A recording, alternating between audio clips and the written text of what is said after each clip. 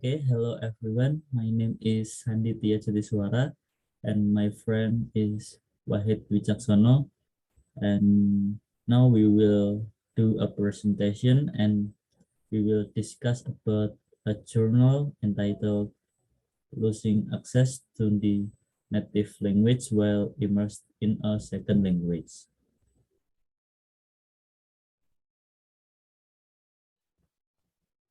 Okay, about this study, the purposes of the study is to investigate the effects of immersion learning for a group of university students studying abroad in Spain.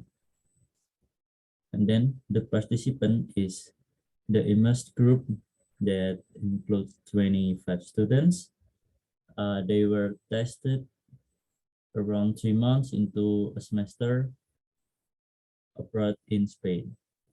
And then the classroom group that include 20 students. They were enrolled in intermediate level Spanish language courses, but had no immersion experience. And all the participants were native English speakers. Okay, for the next is place.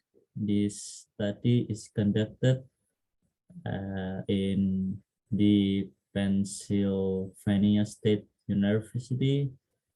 And then for the data generation and analytic method, they use translation in example Chara phrase, and then they analyzed using multi-level modeling or MLM, and use the production task to analyze verbal fluency, and they performed a 2-2 analysis of covariance or ANCOVA. Okay, so this is the literature review.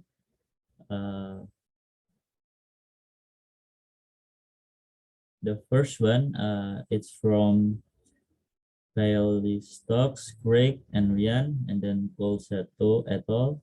Then Costa, Hernandez, and Sebastian and Kel S. That said, they say that recent evidence suggests that the skill acquired in negotiating cross-language competition may confer positive cognitive consequences in the realm of executive function. And the next expert opinion is from Fred. Fred said that there is limited but encouraging evidence that studying abroad may enhance the learning process, but little is known about the dynamics of the cognitive system of the learners within such a context. Okay, for the next expert opinion is from Tia, Aronson, and Wu. They said that given the observation that it may be difficult or nearly impossible for adult L2 learners to turn off their highly dominant L1 when processing the L2, the observed effect of age of acquisition may in fact be driven by competition between the two languages. And the last expert opinion is from Gula, Montoya, and Werner.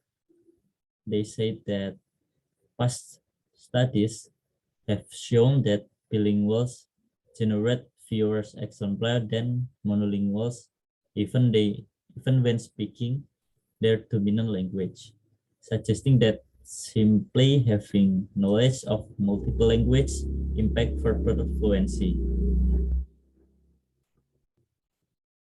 Okay, so the next is about the result of this study. Okay, for the result of the study, we found two point for the result, and the first one is translation nature condition. The immersed learner appeared to process they also more deeply, showing greater sensitivity to semantic neighbor distractors, but suffered no lexical neighbor interference. Okay, in this context, semantic neighbor distractor is the inability to explain the precise meaning in reverse translation Spain to English.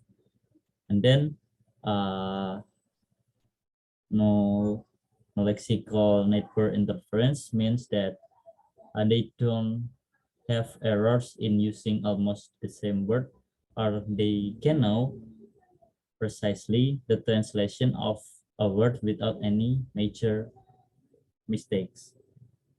And the finding was that the immersed learner were unaffected by the high perceptual overlap of the lexical neighbor distractor because they inhibited their L1.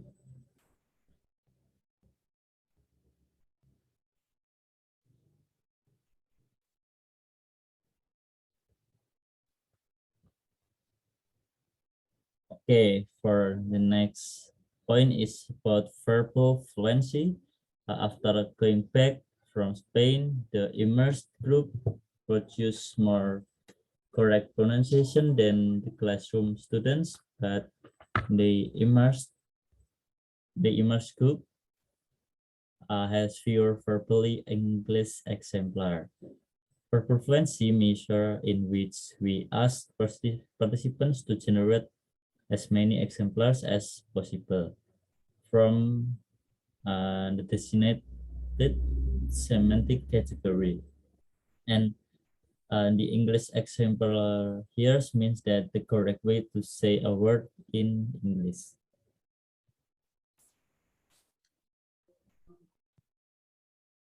So let's move to the next part, which is discussion. In here, we will see the statement toward the result that we see in the previous part. And then I'll also provide some my group understanding toward the statement that we see in the journal. Okay, the first one is the result of the current study suggests that access to L1 is weakened during language immersion in both comprehension and protection. The L1 was less accessible for the immersed learner than for the classroom learners. More specifically, in translation recognition, the immersed learner show non-sensitivity to lexical neighbor distractors. And in the verbal fluency task, they produce significantly fewer category exemplar in L1 than classroom learner. The statement in here is the author say that during the immersion, the role or the influence of L1 in the students L2 are weakened and minimized by the student.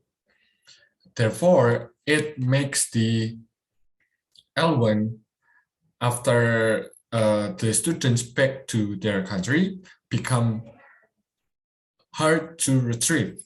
And for more information, we will see in the next slide. Okay, after the result before, it was taken right when the students are back to their country right away. And then the next one is the additional question that provided by the authors in the journal. In here, the question is, might these effects have been caused by a reduction in L1 use in the immersion context and not by inhibition of the L1? In here, I would like to taking part by part. The first one is in translation recognition. Participants remain insensitive to lexical neighbor distractor.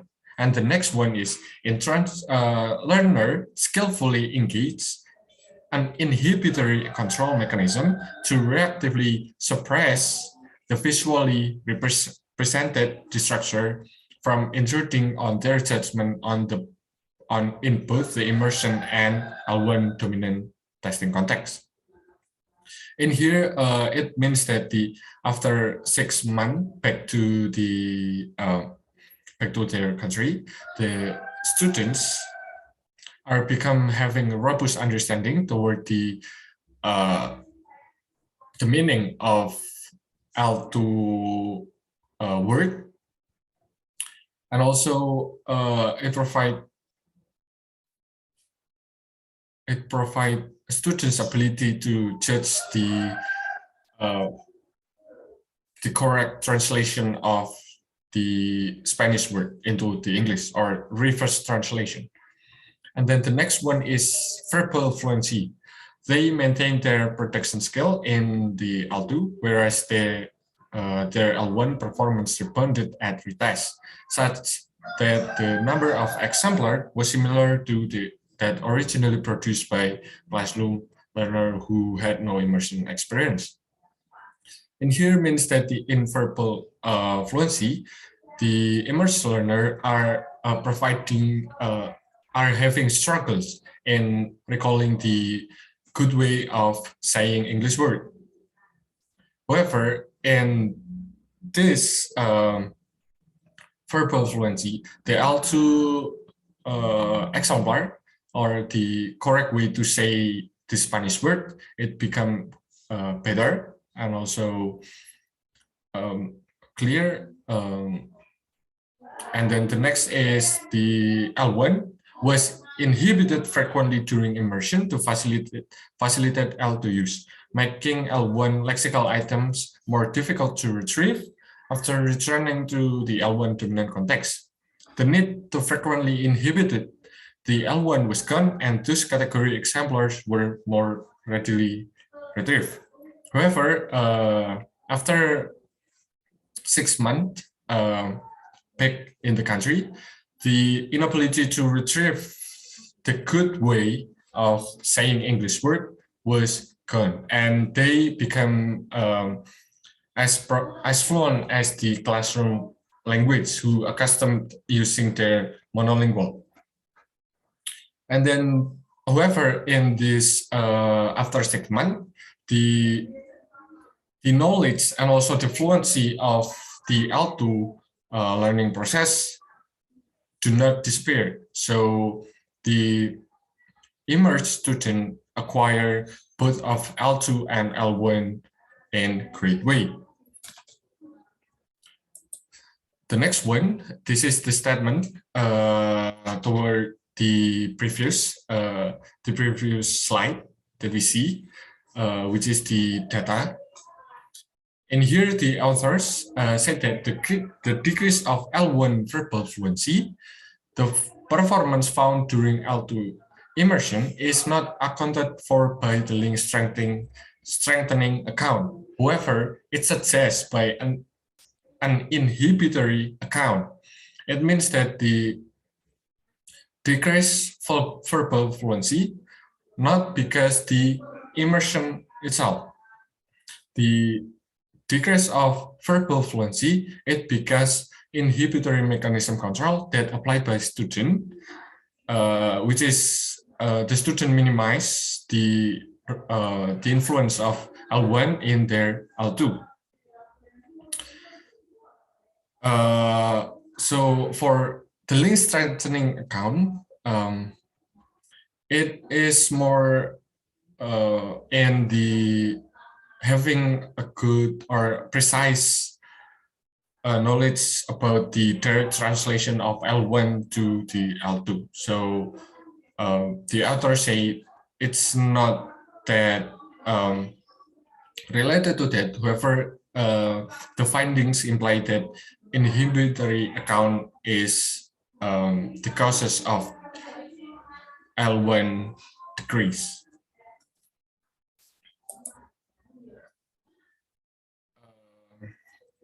Besides the findings that the authors present, The author also present the correlation between their findings to the previous studies that have similar topic. So like the present study, this previous study showed that not only L2 but also L1 is affected by language context. They suggest a high degree of cross-language interaction and modulation even after proficiency in the L2 has been achieved. The result of the present study provide further evidence that the process of L2 learning affect the processing of L1. And only a few past studies have examined the consequences of L2 learning for the L1, and the result of the study, primarily with classroom learners, indicate that L2 learning imposes processing costs for the L1. This is the comparison, also the comparison from the findings to the previous study that provided by the authors. And then the next one is the conclusion. We can see the conclusion or the conclusion from the finding and the correlation with the previous study. The result suggests that process of acquiring an L2 has consequences for learners' native language, in particular because it is affected by the learner inhibition of L1 during the immersion. So it means that not only L1 have effects toward the L2 learning, but L2 learning process also cause effects to the L1 processing or L1 fluency and knowledge. But from the journal, we also can see that by the inhibit the L1 in language acquisition, it makes the comprehension of a second language and also production of a second language become better, and also provide the robust understanding toward each of a language and each of a meaning, as we can see from the lexicon neighbor structure and also semantic neighbor structure. I think that's all from my group presentation. Hope that the material is clear enough and easy to be understood. Thank you.